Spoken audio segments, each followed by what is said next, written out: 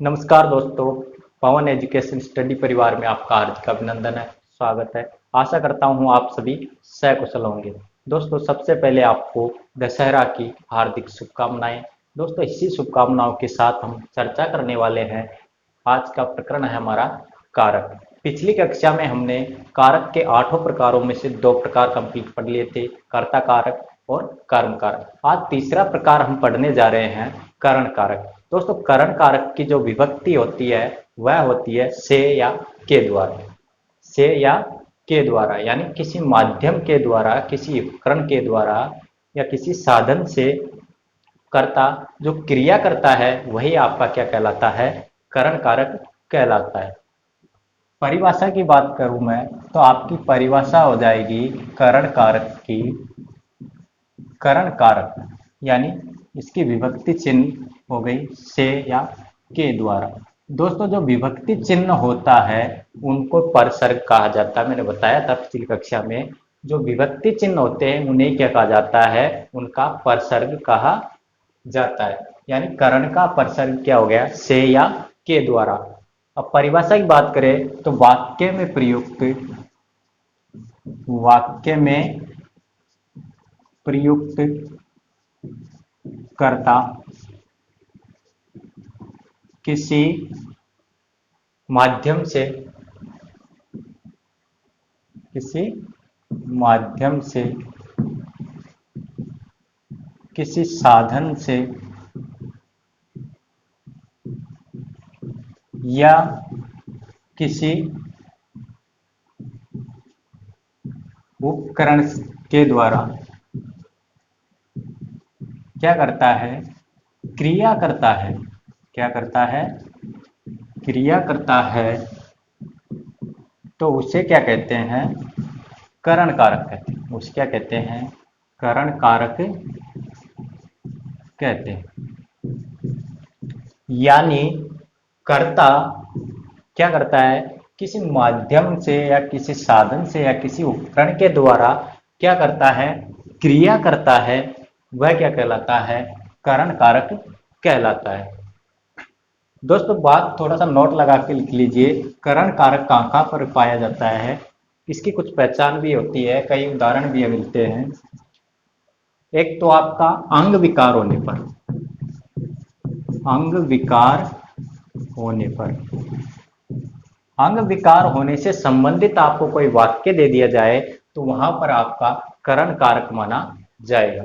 दूसरी बात आती है आपकी, नोट लगा के लिख लेना, यदि कोई वस्तु अंकुरित होती है या उद्भव होता है, उद्भव यानी उगना, उद्भव यानी उगना या विकास होना, ठीक है। यदि कोई वस्तु का उद्भव होता है, कोई वस्तु अंकुरित होती है या फिर उससे चिपकी हुई होती है, तो वह भी आपका क्या होता है, करण कारक होता है। लिख लीजिए, यदि कोई वस्तु, यदि कोई वस्तु अंकुरित होती है, क्या होती है, अंकुरित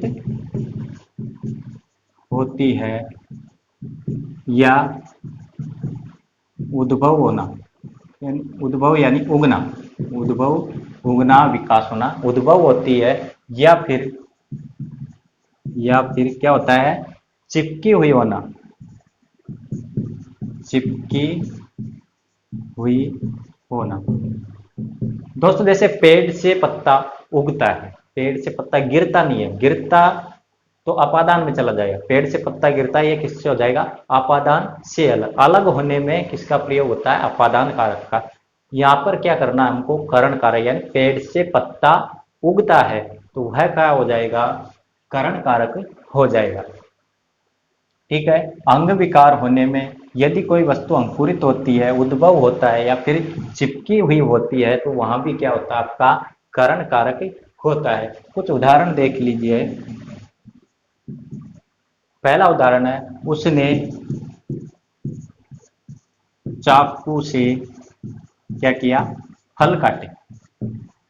उसने चाकू से फल काटे। चाकू क्या हो गया, एक माध्यम हो गया, एक साधन हो गया या एक उपकरण हो गया।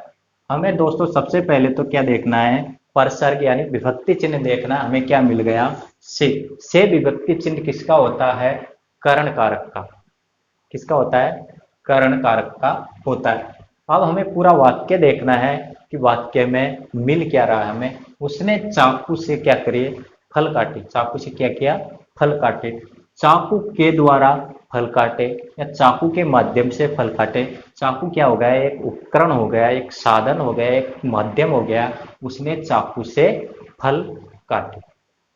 तो यहाँ पे कौन सा हो जाएगा? आपका करण कारक हो जाएगा। दूसरा उदाहरण लेता हूं मैं। मेंढक को पत्थर से मत मारो। मेंढक को पत्थर से मत मारो।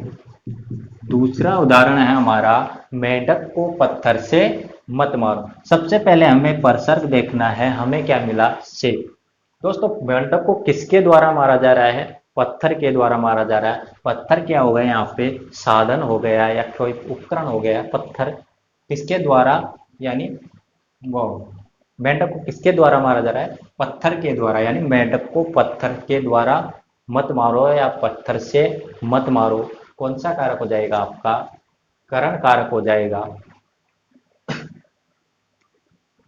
तीसरा मैंने बताया था, यानी कर्ता किसी माध्यम से, किसी उपकरण से या किसी साधन के द्वारा कोई क्रिया करता है तो वह क्या कहलाता है? आपका करण कारक कहलाता है। वही काम यहाँ पे हो रहा है। मेंढक को पत्थर से मत मारो, यानी पत्थर क्या हो गया? एक साधन हो गया। तीसरा उदाहरण लेते हैं हम। पेड़ से पत्ता उगता है। पेड़ से पत्ता उगता है। दोस्तों यहाँ पे आप करोगे पेड़ से पत्ता गिरता है तो वह अलग होता है। वह पेड़ से क्या हो गया? अलग हो गया। अलग होने में हम अपादान कारक का प्रयोग करते हैं, न कि करण कारक का। तो हमें क्या देखना है? यहाँ पे उगना लिखना है। यानी मैंने लिखाया था, यदि कोई वस्तु अंकुरित होती है, उद्भव होती है, उगती है या उससे चिपकी हुई है, वहां पर क्या होता है? करण कारक होता है। पेड़ से पत्ता उगता है। उगना, उद्भव होना, अंकुरित होना, विकास होना या उससे चिपकी हुई होना, वह क्या कहलाती है? आपकी करण कारक कहलाता है। तो इसमें कौन सा हो जाएगा? आपका करण कारक हो जाएगा। पेड़ से पत्ता उगता है। ध्यान रखना है इसको, इसको ध्यान रखना। पेड़ से पत्ता उगता है। अंकुरित होना, उद्भव होना, इसमें क्या होता है? करण कारक होता है। चौथा उदाहरण देखिए आप। बीज से पौधा बनता है। बीज से पौधा बनता है। बीज से क्या बनता है? पौधा बनता है। दोस्तों यहाँ पे बीज क्या होगा? अंकुरित होगा। अंकुरित होता है तो वहां क्या होता है? करण कारक होता है। यानी बीज से पौधा बनता है। कौन सा कारक हो गया? आपका करण कारक हो गया। अगला उदाहरण लेते हैं हम दोस्तों। 5वें नंबर पर आता है हमारा, अध्यापक अध्यापक मार्कर से पढ़ाते हैं। किससे पढ़ाते हैं? मार्कर से पढ़ाते हैं। अध्यापक मार्कर से पढ़ाते हैं। यहाँ पे हमें पर्सन क्या दिखाई दे रहा है? से। मार्कर क्या हो गया? एक साधन हो गया, एक उपकरण हो गया, एक माध्यम हो गया। यानी अध्यापक मार्कर के द्वारा पढ़ाता है। तो यहाँ पर आपका कौन सा कारक हो जाएगा? करण कारक हो जाएगा। छठा उदाहरण हम देखते हैं। मैं बस से जयपुर गया। मैं बस से जयपुर गया। यानी मैं बस के द्वारा जयपुर गया। बस क्या हो गई दोस्तों? साधन हो गया। यानी मैं बस के द्वारा जयपुर गया, बस से जयपुर गया। इसमें सब में क्या हो गया? आपका करण कारक। यानी कर्ता जिस कारक उपकरण से, जिस साधन से या जिस माध्यम से क्या करता है? क्रिया करता है, वही आपका क्या कहलाता है? करण कारक कहलाता है। दोस्तों हम बात करते हैं अब अगले कारक संप्रदान कारक की। चौथे नंबर पर आता है दोस्तों हमारा संप्रदान कारक। संप्रदान कारक। संप्रदान कारक के परसर्ग होते हैं के लिए, यानी विभक्ति चिन्ह क्या हो गया, के लिए। के लिए यानी के हेतु, के वास्ते,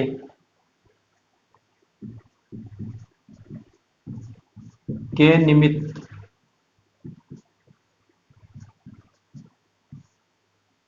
के निमित्त। यानी जो कर्ता होता है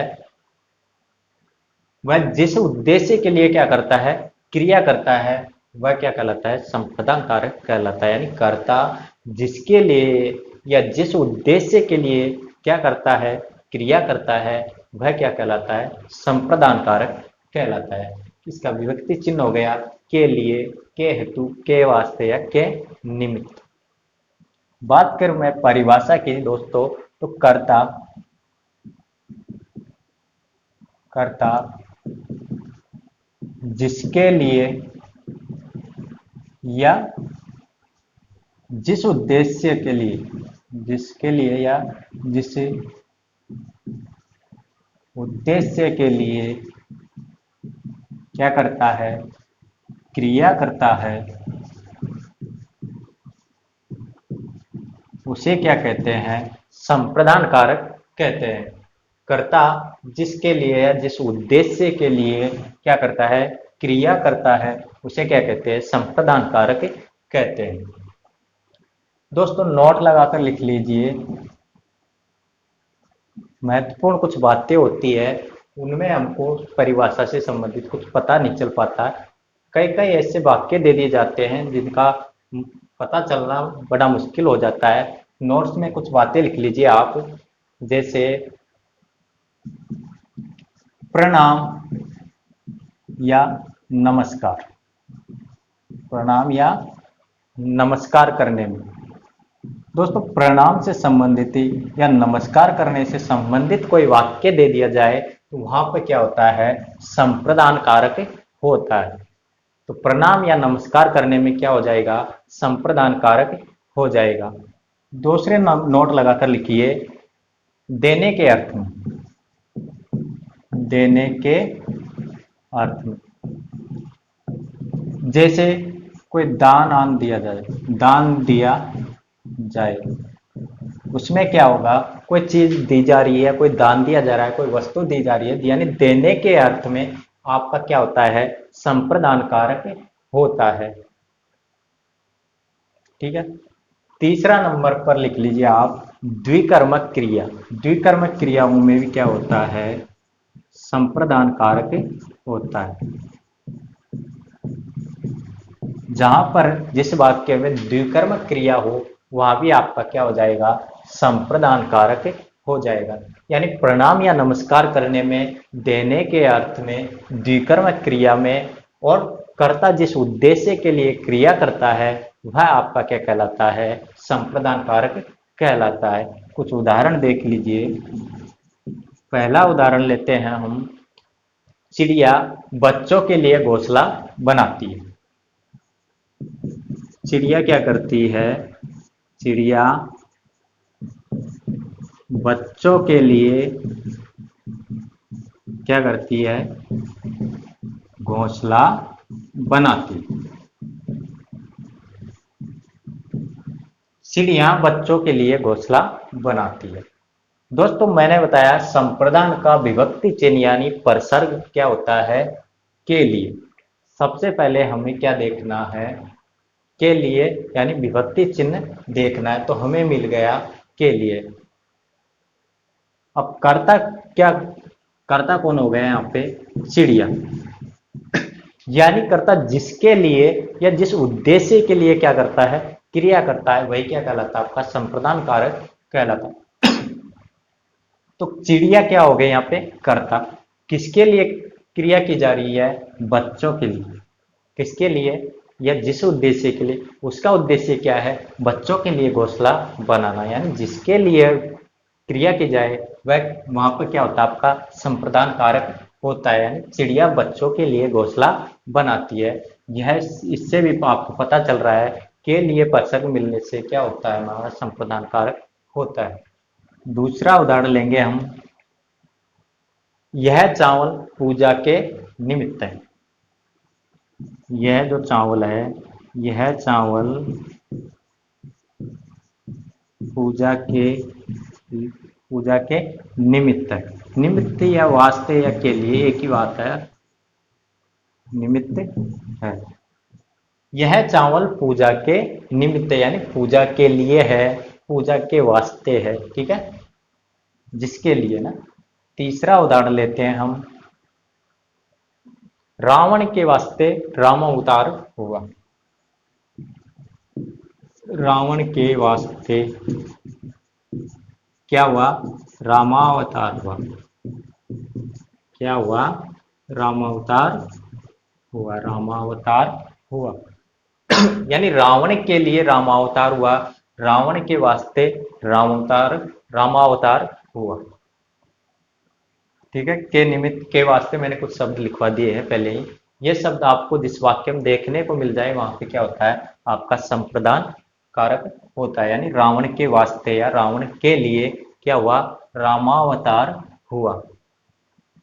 चौथा उदाहरण लेंगे, दादाजी को प्रणाम। दादाजी को प्रणाम, यानी दादाजी के लिए प्रणाम या दादाजी को प्रणाम। दोस्तों मैंने ये नोट में लिखवा दिया है। कई बार ऐसे वाक्य दे दिए जाते हैं, समझ में नहीं आता कौन सा कारक होगा। तो दादाजी के लिए प्रणाम, दादाजी के लिए प्रणाम या दादाजी को प्रणाम। यहाँ पे विभक्ति चिन्ह को देखने से पता चलता है ये कर्म हम कर्म कारक में पहुंच जाएंगे, को विभक्ति को देखेंगे तो। लेकिन दादाजी को प्रणाम या दादाजी के लिए प्रणाम, तो यह मैंने सबसे पहले आपको ये नोट में लिखवा दिया। जहां पर प्रणाम या नमस्कार करने का वाक्य दिया जाए वहां पर आपका क्या होगा, संप्रदान कारक होगा। इस बात को नोट कर लेना आप, इम्पोर्टेंट उदाहरण है, ये एग्जाम में पूछा जा चुका है। पांचवा उदाहरण देखिए, पिताजी को नमस्कार। पिताजी को नमस्कार या पिताजी के लिए नमस्कार, पिताजी को नमस्कार। अगला उदाहरण हम देखते हैं,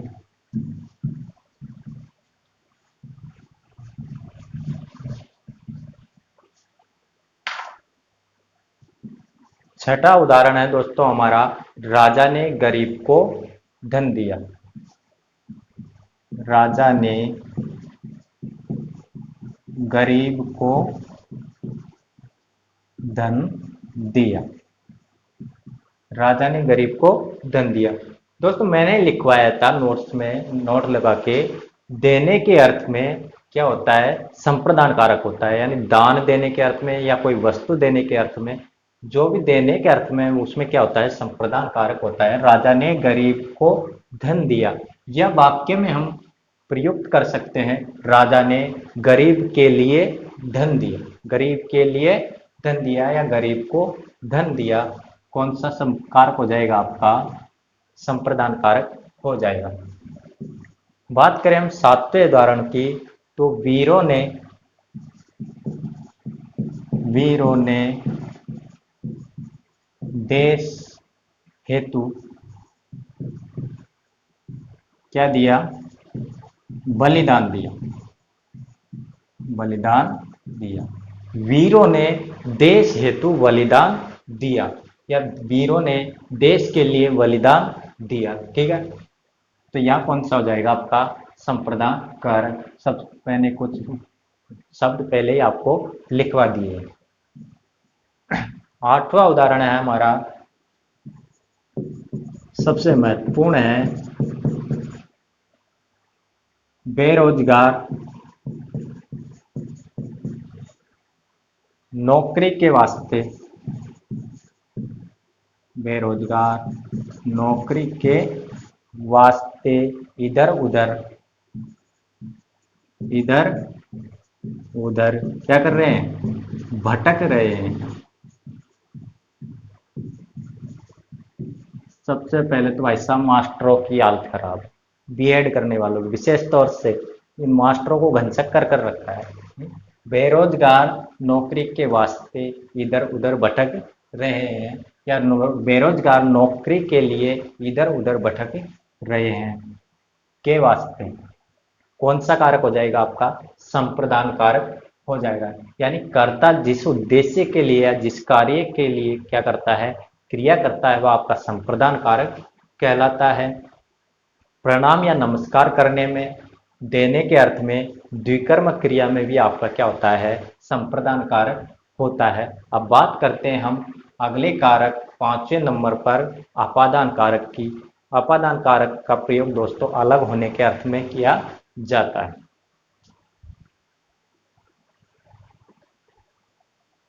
पांचवें नंबर पर आता अपना अपादान कारक। अपादान कारक, इसका परसर्ग होता है दोस्तों से अलग, से अलग होने के अर्थ। विभक्ति चिन्ह क्या हो गया? से, जो कि अलग होने के अर्थ में किया जाता है। यानी संज्ञा सर्वनाम के जिस रूप से अलग होने का भाव प्रकट हो उसे क्या कहते हैं? अपादान कारक कहते हैं। संज्ञा सर्वनाम, संज्ञा सर्वनाम के जिस रूप से, जिस रूप से क्या होता है? अलग होने का भाव प्रकट होता है।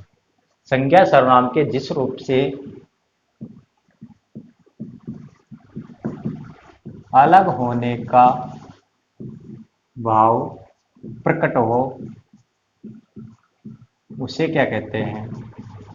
अपादान कारक कहते हैं। उसे क्या कहते हैं? अपादान कारक कहते हैं। यानी संज्ञा सर्वनाम के जिस रूप से अलग होने का क्या हो? भाव प्रकट हो उसे क्या कहते हैं? अपादान कारक कहते हैं। ठीक है, वही नोट्स लगा के लिखिए। नोट्स में कुछ बातें हैं दोस्तों। पहला नोट लगा के लिखिए आप, दरिया बह के अर्थ में। दरिया बह के अर्थ में किसका प्रयोग होता है? अपादान कारक का होता है। घृणा हो या ईर्ष्या हो तो वहां भी आपका अपादान कारक होता है। पहले नोट्स में लिखिए आप, दरिया बह के अर्थ में।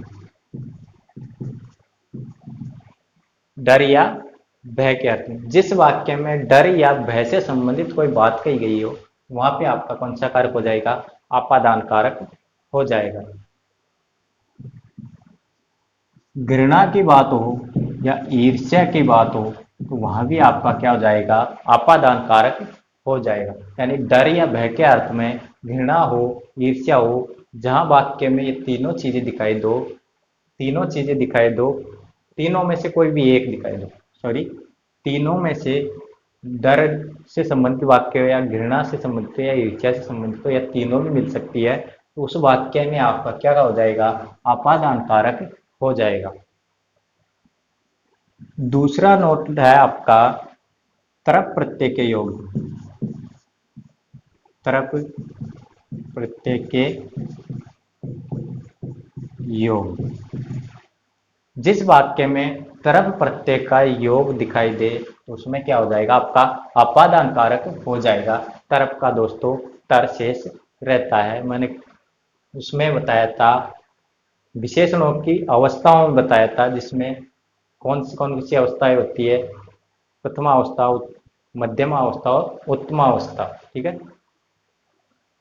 तीसरा नोट अपना तीसरे नंबर पर आता है, आप लिख लीजिए, तुलना करने में। तुलना करने में, तुलना करने में। ठीक है, चौथा नोट्स लिख लीजिए आप, निकलने में। निकलने में।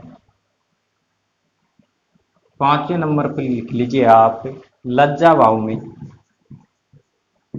जहाँ लज्जा का भाव दिखाई पड़ता हो वाक्य में, जैसे संबंधित वाक्य दे रखा हो, तो वहां पे क्या हो जाएगा, आपका अपादान कारक हो जाएगा, यानी बहु सांस से ल जाती है, यानी ल जाने का भाव जहाँ प्रकट हो वहां क्या होता है, अपादान कारक होता है।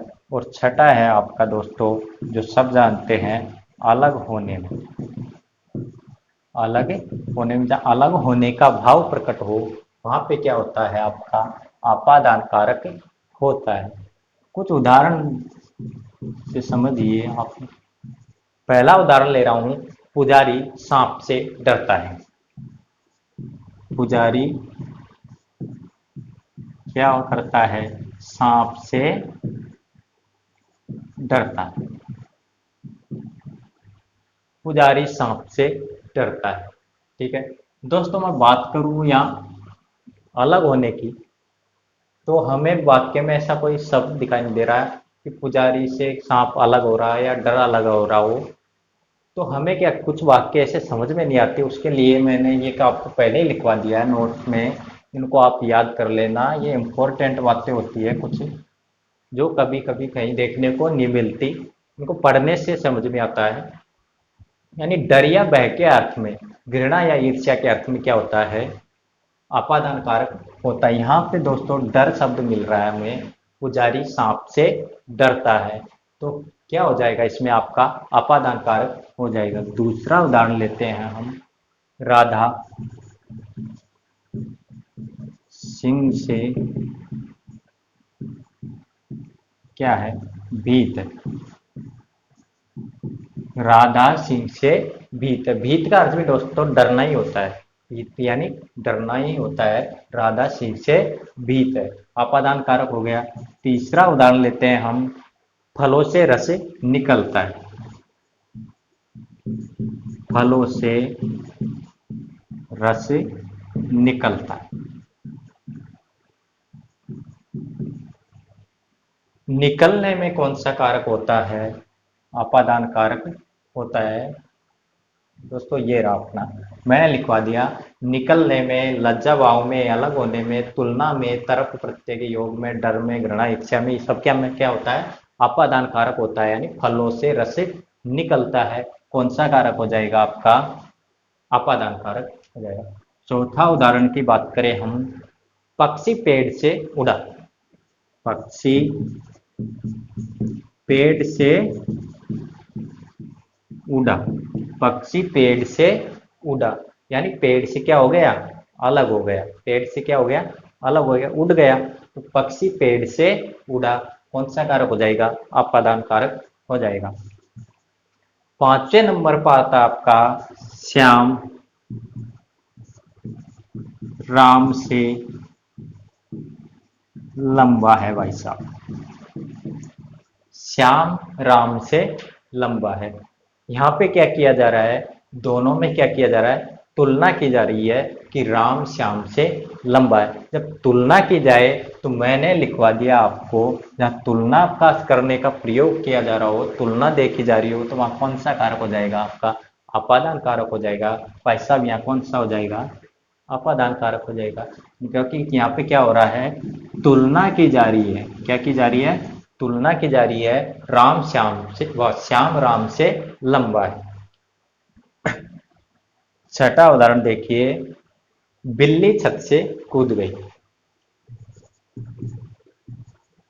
बिल्ली छत से कूद गई।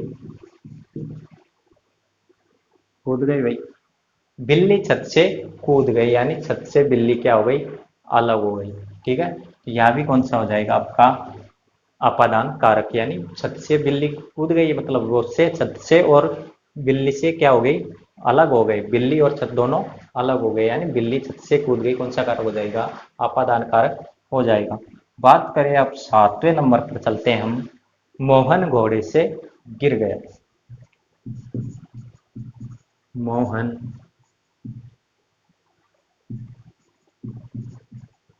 घोड़े से गिर गया। अब गिर गया तो गिर गया भाई साहब, मोहन घोड़े से गिर गया, यानी घोड़े से मोहन अलग हो गया, मोहन पहले क्या था, घोड़े से चिपका था। ठीक है। चिपकने में कौन सा कारक होता है, मैंने बताया था वो कर्ण कारक। कौन सा बताया था, कर्ण कारक। चिपका हुआ हो तो उसमें अंकुरित हो, चिपका हो, उद्भव हो तो उसमें क्या कौन सा होता है, कर्ण कारक होता है। यानी पेड़ से पत्ता निकलता है, पेड़ से पत्ता उगता है तो उसमें कौन सा हो जाएगा, कर्ण कारक। लेकिन पेड़ से पत्ता गिरता है तो उसमें कौन सा हो जाएगा, अपादान कारक हो जाएगा। मोहन घोड़े से गिर गया, यानी मोहन घोड़े से क्या हो गया, अलग हो गया। अगला उदाहरण आता है दोस्तों हमारा